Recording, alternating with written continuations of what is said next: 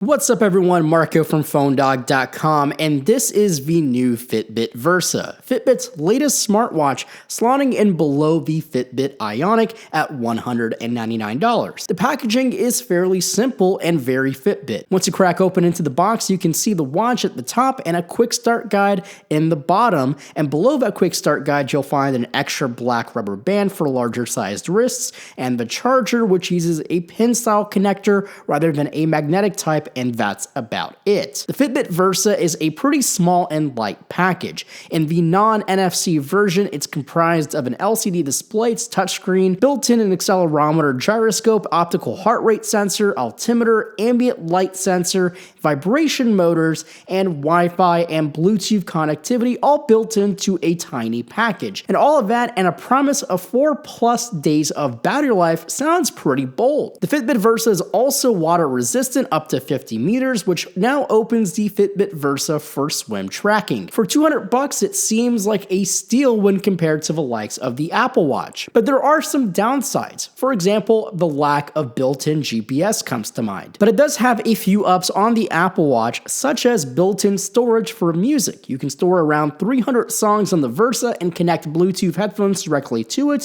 which would require you to have AirPods and an Apple Music subscription on an Apple Watch Series 3 with cellular. So I'm definitely interested in giving this a run over the next few days, put it into my workout routines and see how it performs. Make sure to leave me some questions below in the comments. And as always, my name is Marco Hanna, and I'll catch you in my next video.